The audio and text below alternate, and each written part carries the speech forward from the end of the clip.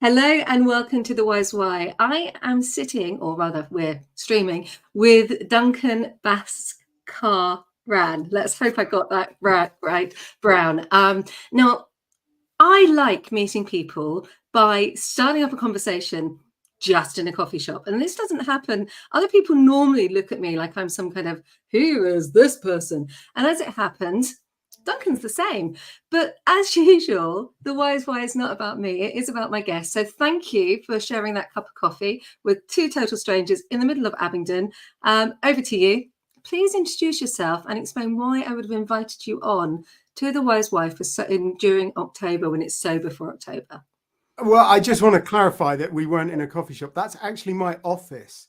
And people are always coming in and buying coffee and making noise. It's a real nightmare. I get so little work done. So yes, my name's Duncan Bhaskaran-Brown. I help people to stop drinking, which is a very Stocktober, Sobertober, whatever you want to call it, kind of a thing. So yeah, I mean, I like to do it all year round, but some people like to do these kind of resets, and I think there's some value in those as well. So yeah, I'm happy to talk about all things alcohol.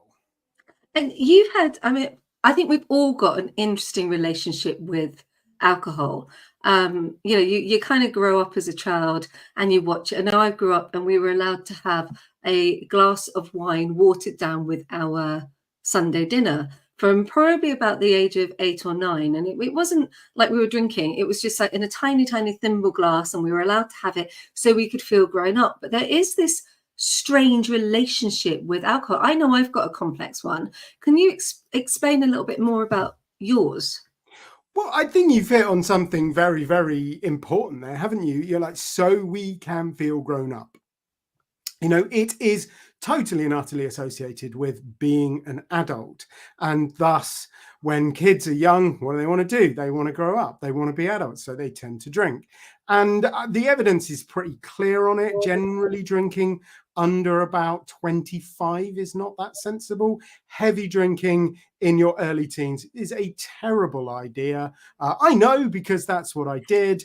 And it didn't go so well for me. I mean, it started off, all fun and games. It was the parties. It was giving me a little bit of confidence, removing the social anxiety, making me better looking, all of that kind of stuff. And I thought it was brilliant. But as the years and the decades rolled on, the amount of sociability went down and the amount of drinking went up. And in the end, I was just sitting in my flat on my own, drinking a couple of bottles of wine. And that is not a good place to be. I think you've hit something really interesting there about being able to cope in a social environment, because everyone who meets me thinks I'm uber confident and I can handle anything. But actually, I'm an introvert. I've just learnt skills to get over it. And I know many people turn to that glass of wine, or that they call it, I'm married to a Dutchman, but let's get some Dutch courage. And, I think that's quite a pressure on us in some ways. Yeah, so there are a lot of illusions around alcohol, and the fact and the idea that it helps you deal with social occasions is one of them. It's one of the biggest ones. It's something that I spend a lot of time getting to grips with people around. I think there are various different ways of thinking about it.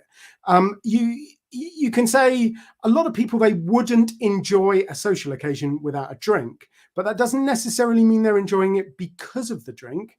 They just feel a bit bad if they don't have a drink because they expect to have the drink. And expectations are very important, particularly around drinking. What you expect to get from alcohol dictates the amount of it that you will drink. So there's that kind of part of it. But I mean, ultimately, you ever been to a kid's party? See all those, 6, 8-year-olds, they all start off the event. They're all kind of nervous. They're hanging around the edge. They might be clinging on to mummy's leg. Give it 5 minutes and they're playing who can tear the radiator off the wall quickest. And like, that is what life is like. People are like that. We are nervous at the start of social events. And then as we relax and ease into it, those nerves, they disappear. But a lot of people, because they have a drink in their hand, as those nerves are disappearing, they tell themselves it's the alcohol that's done it. And it's interesting because I've just started, and well, both my husband and I, actually, there's a group of us, we started drinking more alcohol free. products. You know, we're going to have a dinner party tomorrow, and I know that there will be alcohol-free, I think I can't say the brand, but alcohol-free Prosecco. And we'll all be sitting there drinking, but we're not drinking. And I quite like that when I wake up in the morning and I mean, I remember being 17 and going to the parties because I was driving and taking my bottle of alcohol-free wine, but also being frowned at a little bit. Yeah. Yeah. So, I mean, the fact that it's more socially acceptable, I think that's great. And there's a real schism in the kind of like the sober sphere as to whether people think that drinking alcohol-free stuff is a good idea or not. I think if it works for you, then crack on, my friend. I've got a good friend who stopped drinking. He's very into real ale. A connoisseur is the way he'd think of himself. So when he stopped drinking, it was, you know, it was that kind of trying new things and learning about it. That was a part of his identity, and he needed something to replace that. And he's probably not going to get into fruit juice. So this kind of rise of alcohol-free craft beer has been so good for him because it's allowed him to like indulge his obsession in a much safer way. So my rule is that I will drink alcohol-free products if they are made by a company that only makes alcohol-free products. I don't support the alcohol industry. And frankly, I think things like Heineken Zero, Guinness Zero, they're a way of trying to make their brands look more reputable. It's kind of like health washing, or I don't know what the appropriate phrase is, but they advertise the alcohol-free one to make themselves sound virtuous. But what they're really trying to sell you is the original product with the alcohol in. They're called line extensions if you're boring and into your sort of food marketing, but that's all they're doing. I really like that take on it. So one of the things I was going to ask you is, I know, and I don't have it now because I'm my own boss, and my boss says to me, of course you don't have to drink. I mean, I'm going out tonight and I won't be drinking. So my boss doesn't force me to drink. But there is that thing where in a work environment, you can feel that there's a pressure, or it's socially expected that you should. Absolutely. I mean, there are some industries out there that flat out have a drinking problem and need to address it. But if you actually really get down to brass tacks, it is very, very pervasive. So if you go to a sales event, you know, one of them big expos, there will always be a free bar in one of the evening things. So there is this expectation that you will drink at events like that. If you take clients out for dinner, there will be free bars. There are plenty of industries where, you know, you get a credit card and the expectation is that you're putting that behind the bar to entertain the clients. There are lots of events run by companies that revolve around alcohol. The other day, somebody told me the first day of his MBA, they put all of the students on a boat with a free bar and told them to get to know each other. Now, what message does that send to our future business leaders? You know, it's so incredibly ingrained in everything that we do that I think companies need to wise up to the fact that if they are giving their employees alcohol, or if they are sending them to situations where alcohol is involved, they have a duty of care to provide alcohol information, alcohol screening, interventions, and ultimately the kind of therapeutic coaching approach that will help people to stop drinking after they've developed the problem that they developed at work. Really interesting, because I was talking just before we came to the studio about tactics that I used to use when I was out with clients, where I would order 10 shots of tequila and 1 shot of water. Or I would ask for 10 vodka and vodka lime and sodas and 1 lime and soda, please. And, you know, I'd still look like I was having a drink, but I would be in control of my faculties, because I don't like losing the next day. And there have been times, and, you know, there was a couple of my colleagues that would, if they listen to this, ex-colleagues will go, I remember that day where I woke up in the morning and it's like, ow, I've got to go to work and I can't function because I was at an event and I was with clients and I didn't get to bed till 6 o'clock. And now it's 9 o'clock in the morning and I'm supposed to be at work. I found that really challenging. Yeah, the statistics are pretty grim. 55% of the highest earners report having come into work either hungover or actually after drinking. And 39% of people have spotted their colleagues being hungover or having drunk and being less effective. And I mean, all of the symptoms that go with that. You can't focus, you can't really do very much, can you? You're tired, you're inefficient, everything's a bit blurry. It's that kind of like, you're not going to get anything done till lunchtime, are you? That's just when it's so obvious, isn't it? Actually, the effects are even more insidious than that. Just one glass of wine, that's going to raise your cortisol levels, it's going to reduce your GABA levels, and it's going to reduce your dopamine levels, and it's going to mess with your sleep, which is a fancy way of saying it is going to make you more stressed, it is going to make you more anxious, it is going to make you less happy, and it is going to make you tired. And what do you want from your employees? You don't want stress, anxiety, misery, and tiredness, do you? Brilliant. So you've got a book on this, haven't you?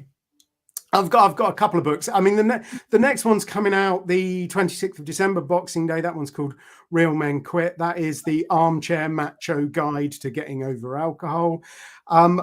Before that, I wrote a book called Get Overindulgence, which is it's my story. It's sort of the journey of my learning, if you like. It's what happened to me and a little bit about what I learned about it. And I like to think it just shows people that there is a different way. And it's short, and it's kind of funny. It is short and it is funny. Can you talk a little bit about your journey? Because you don't drink at all now, do you? No, so I haven't drunk for 8.5 years now.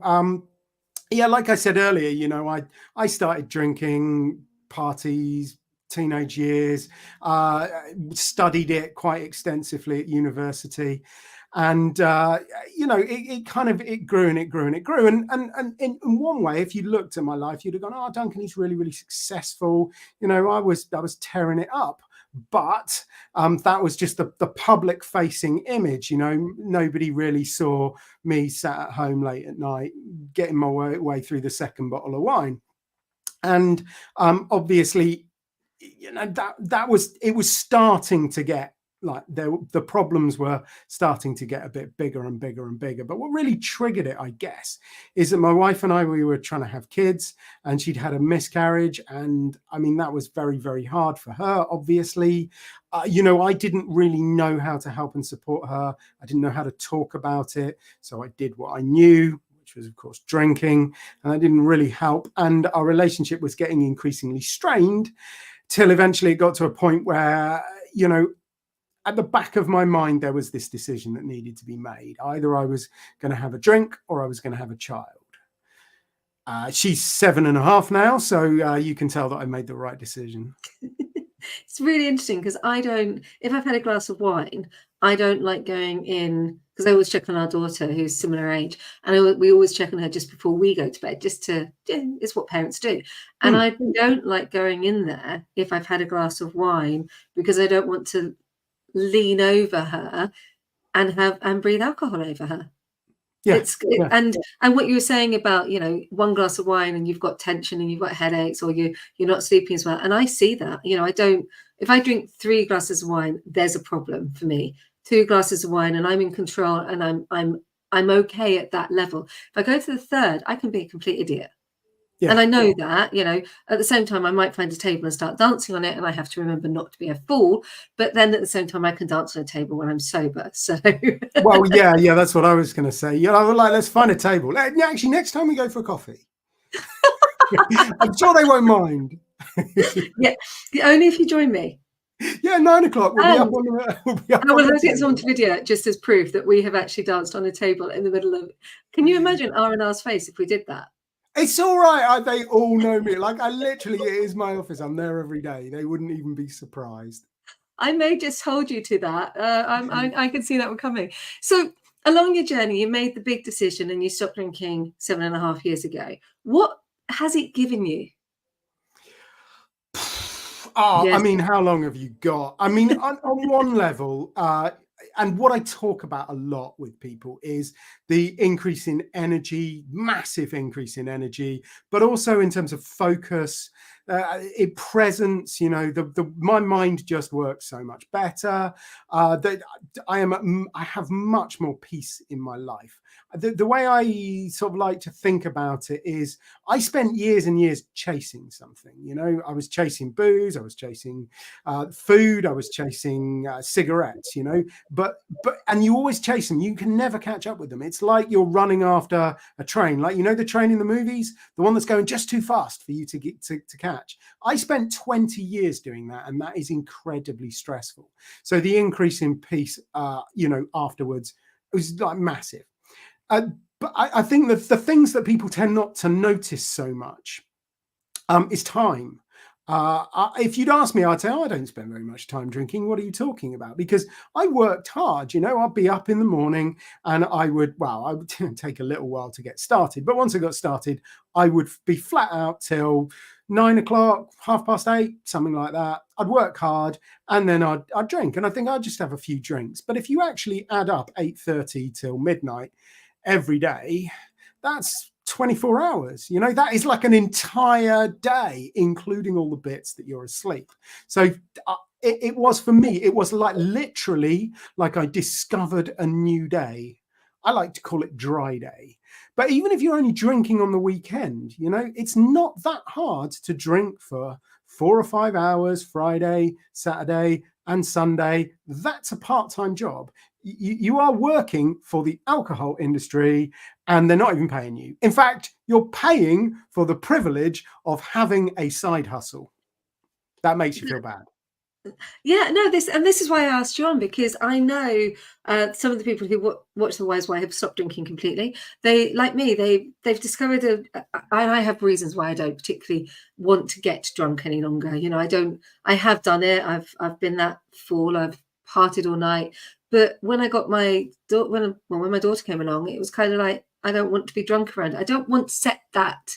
I don't ever want her to see me drunk, actually. I don't think a child should ever see it, and it's just personal, but I don't think a child should ever see their parent so drunk that they can't function. And also, your child needs you. What happens if there's an emergency? Yeah. Do you know? Yeah. That's the great thing about children. They are really effective at finding ways of needing to be driven to a hospital at inappropriate times, aren't they? And look, I mean, it's so tied up with parenting, and not for everybody, but a lot of the people that I meet, they want to give up, and it's either starting a family, had kids, wife is pregnant is quite a common one. She stopped drinking, and it's kind of like really shown up how much he's drinking. That's quite common. But like my good mate David, sober superstar, really rocking the world around helping men to understand emotions. But he stopped drinking because his daughter showed him a video of him drunk, and he just went, oh my God, A, I look like an idiot, and B, my daughter is so aware of what is going on. Yeah, it can really rip that gut out of you. So I'm wondering, apart from obviously your wife has inspired you, and I'm sorry about the miscarriage. I think there's lots of people who've been there, and including myself, and it does change the way that you look at life. My big one was an ectopic, and it completely changed everything, because one minute you're walking down the street and you're not pregnant, and you find out you're pregnant, and then you find it as an ectopic, and then you find out you could die. And it's a life-changing moment. And you've talked about your life-changing moment, but I'm wondering who's inspired you along the way. So I think, my wife has a lot to answer for. She's an amazing human being. When we first met, I wasn't too sure about her because she's a bit weird. She doesn't really drink. She eats chickpeas. She does yoga. Like properly weird. And as our relationship developed, she kind of very gently started pushing me in the right direction. And I am so lucky and blessed that she is actually quite an enlightened human being, because she never gave me a hard time about it. She just sort of like pointed out that maybe things could be different.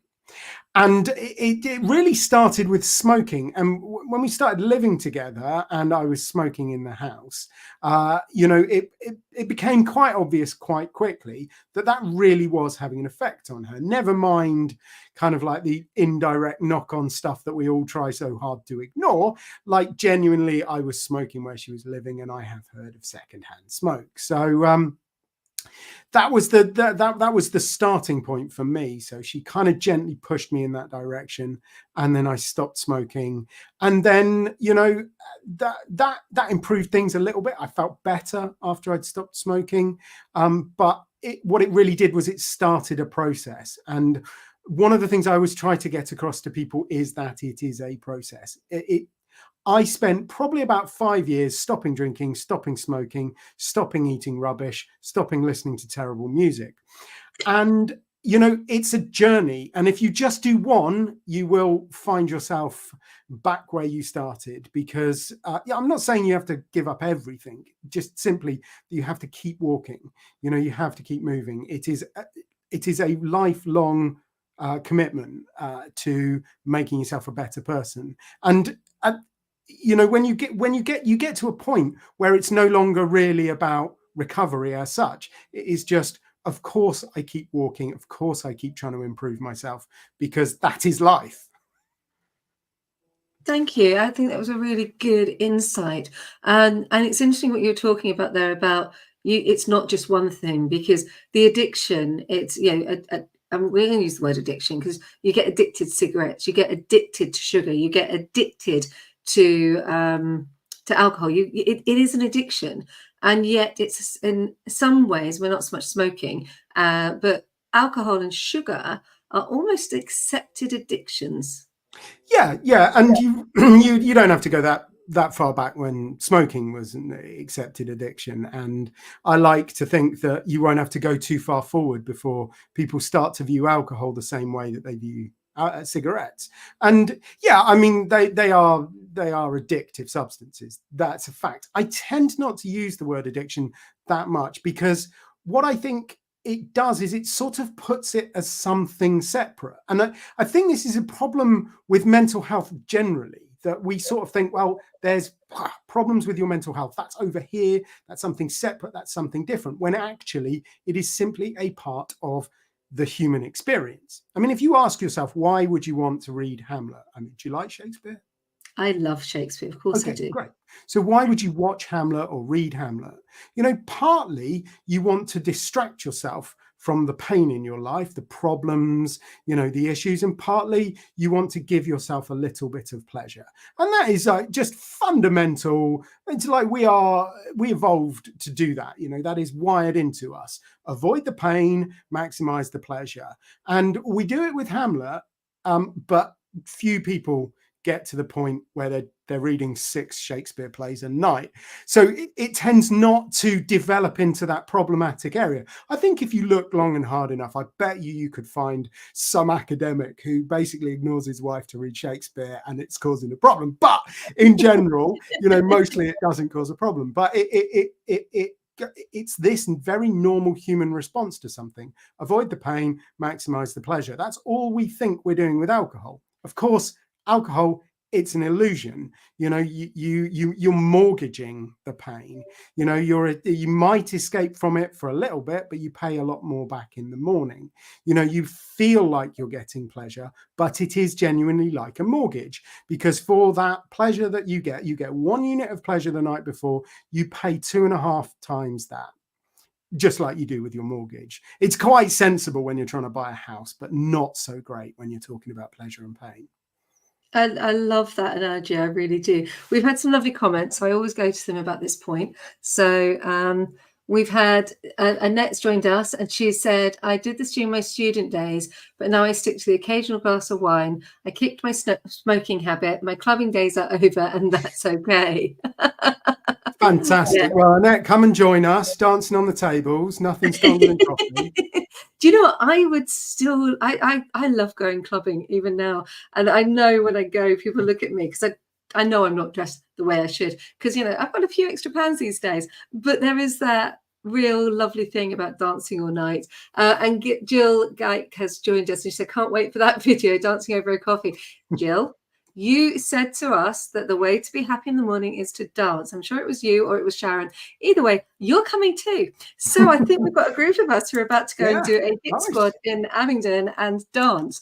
So we've talked about a lot about, you know, the journey, the relationship with alcohol. I'm just wondering, so most of us know that our childhood has an impact on the way that we are as adults. And I wonder if you could just touch lightly on that for the viewers, because I think that's an important, there's always a link. I know why I went into a destructive relationship, and it was because of childhood trauma. Yeah, so I think it's very, very interesting. I mean, I think it's impossible to divorce the person that you are now from how you grew up. You know, it was such a formative time. We learned so much.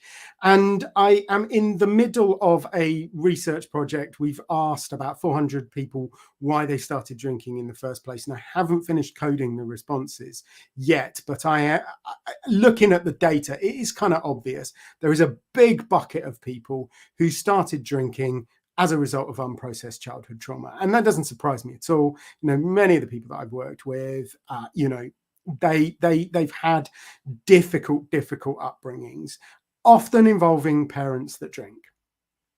So that's one big bucket. For another group of people, there's another big bucket of trauma that happens to you, you know, when you're an adult. That can revolve around, a lot of it can revolve around pregnancy, miscarriage, that kind of thing. It can also be around grief. It can be around divorce. It can be around business and employment problems. But that is slightly different because it's obviously adult trauma rather than childhood trauma. And then finally, there is another bucket of people who probably just started drinking for something like social anxiety, to fit in because it was a part of the culture. They wouldn't score any of the points on the adverse events of childhood scale, for example. So they might, like me, have a few issues in their childhood. You know, I didn't really get on with schooling. You know, I don't like, it might come across, but I don't really fit in. I don't really like do what people tell me to. So school was not a happy hunting ground for me.